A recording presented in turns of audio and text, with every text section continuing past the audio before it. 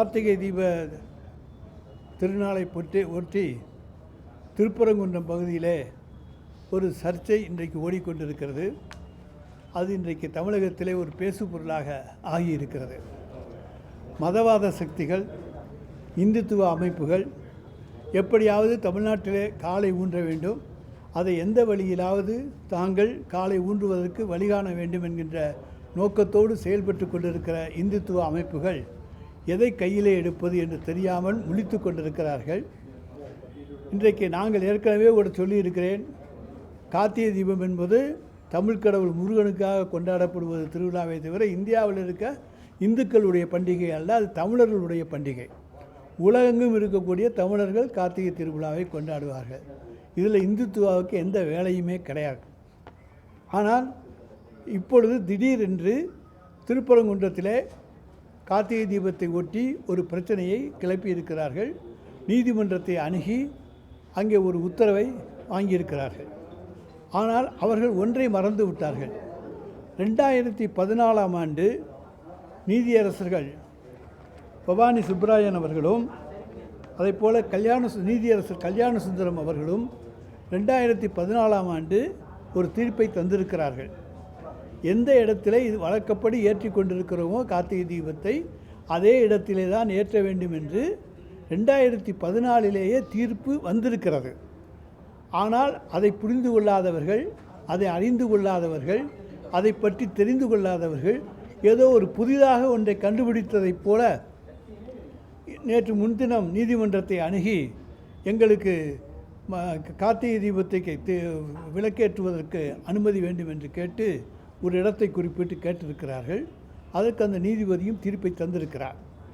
ஆனால் ஒரு நீதிபதி நாங்கள் சட்டத்தை மதிப்பவர்கள், நீதிக்கு தலைவணங்குபவர்கள்.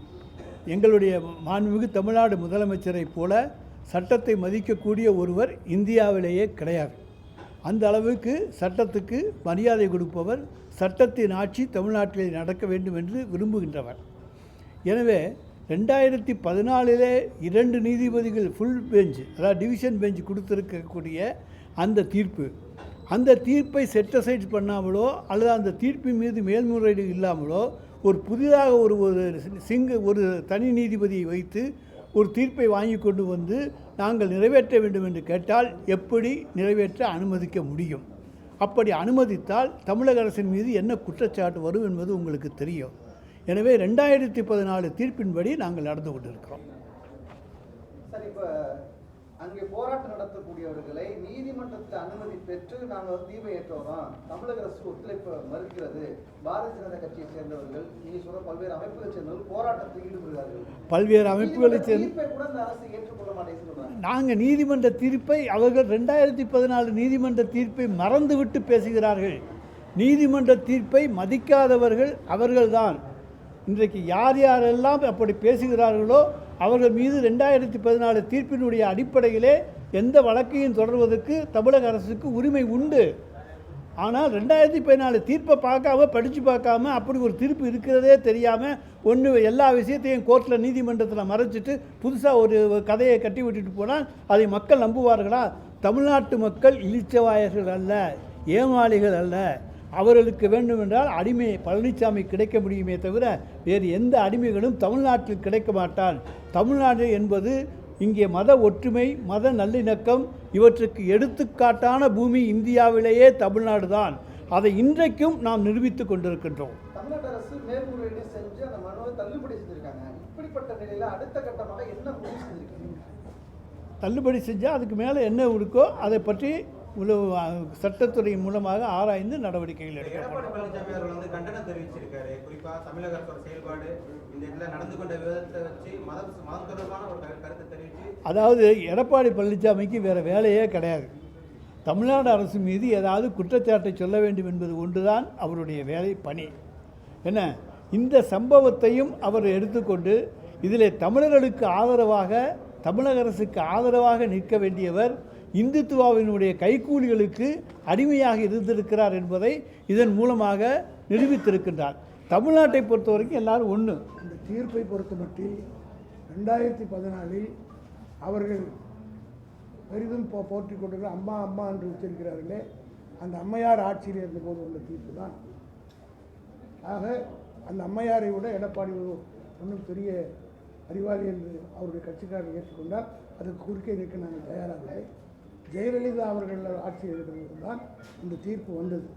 அப்படி இந்த தீர்ப்பு சரியில்லை என்று சொன்னால் அந்த அம்மையாரே அப்பொழுது மேல் வீட்டு போயிருப்பார். ஆக அந்த அம்மையார் காலத்தில் போடப்பட்ட ஒரு தீர்ப்பு அவர்களால் ஏற்றுக்கொள்ளப்பட்ட தீர்ப்புக்கு உடன்பாக இருக்கிறதுனால தான் இந்த நடவடிக்கை. அதிமுக இதே அதாவது சொல்கிறேன், அன்றைய அண்ணா திராவிட முன்னேற்ற கழகம் இந்த இடத்துல தான் இன்றைக்கு என்றைக்கு வழக்கப்படி ஏற்றப்படுகிற இடத்தில் தான் ஏற்றப்பட வேண்டும் என்று அன்றைக்கு நீதிமன்றத்தில் வாதாடி இருக்கிறார்கள். இன்றைக்கு முழுவதும் தான் அடிமை சாசனம் எழுதி கொடுத்து விட்ட காரணத்தாலே தன்னை முழுவதுமாக மறந்துவிட்டு தான் முழு அடிமை என்பதை இந்த சம்பவத்தின் மூலம் அவர் நிரூபித்திருக்கின்றார். அதிமுக தொண்டர்கள் வெட்கப்பட வேண்டும். தமிழ்நாடு காவல்துறையை வந்து நம்பாமல் மத்திய தொழில் பாதுகாப்பு படையை கொண்டு வந்து அமர்த்தி பாதுகாப்பு ஈடுபடுத்துறாங்க நீதிமன்ற உத்தரவு. இந்த செயலை எப்படி பார்க்குறீங்க? ஒன்றை மட்டும் சொல்கிறோம், அதாவது மத்திய தொழில் பாதுகாப்பு படை இன்றைக்கு நீதிபதியினுடைய உத்தரவுப்படி அங்கே அனுப்பப்பட்டிருக்கிறது. ஒரு காலத்தில் எப்படின்னா மத்திய தொழில் பாதுகாப்பு படை அதனுடைய கமாண்டா உத்தரவின்படி தான் செயல்படும். இப்போ நீதிமன்றத்துக்கு அவங்க பொறுப்பில் ஒப்படைச்சிருக்கிறதுனால அவங்க அவர் வந்து கமாண்டா படையை அனுப்பியிருக்கின்றார். எங்களை பொறுத்த வரைக்கும் தமிழ்நாடு காவல்துறை சிறப்பாக செயல்படுகிறது. நாங்கள் என்ன செய்ய வேண்டுமோ சட்டம் ஒழுங்கை பாதுகாப்பதற்கு அந்த நடவடிக்கைகளை நாங்கள் எடுத்துக்கொண்டிருக்கின்றோம். அதை மீறி எந்த சக்தி வந்தாலும் அந்த சக்தியை எதிர்கொள்கிற சக்தி எங்களுக்கு இருக்கிறது. அரசியல் கட்சிகளை தாண்டி நீதிமன்றத்தினுடைய செயல்பாடு எப்படி இருந்துச்சு உங்களுடைய பார்வை என்ன? நான் தான் அதை ஆரம்பத்திலே சொல்லிட்டேனே, டிவிஷன் பெஞ்சினுடைய ஜட்ஜ்மெண்ட் இருக்குது, இது சிங்கிள் ஜட்ஜுடைய ஜட்ஜ்மெண்ட். மாநில அரசோட கட்டுப்பாட்டில் இருக்க ஒரு காவல்துறை வந்து அங்கே ஒரு சட்ட ஒழுங்கு பிரச்சனை வரக்கூடாதுன்னு அந்த சம்பவத்திற்கு வந்து அனுமதி அளிக்க மாட்டேங்குது. அவர்களை எதிர்த்து மத்திய மதப்படை வீரர்களை நீதிபதியை அனுப்புறதுங்கிறது வந்து எந்த மாதிரி இருக்குது? மாநில சுயாட்சி குறித்தான ஒரு பார்வையை திரும்ப ஒரு பிரச்சனையை கிளப்பி இருக்க மாதிரியான ஒரு விமர்சனங்கள் வருது. அதாவது இதற்கு பதில் சொல்ல வேண்டும் என்றால் விளக்கமாக என்ன மிக நீண்ட விளக்கத்தை தந்தாக வேண்டும். அதற்கான நேரம் இதுவல்ல. நிச்சயமாக அதற்கான விளக்கங்கள் எங்களுடைய தலைமையின் மூலமாக நாங்கள் தரப்போம்.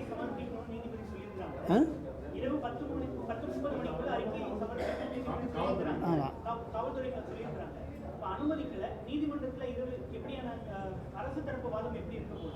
எங்களுக்கு வந்து காலையில் நீதிமன்றத்தில் நிலுவையில் 10:30 மணிக்கு தான் விசாரிக்கிறோம்.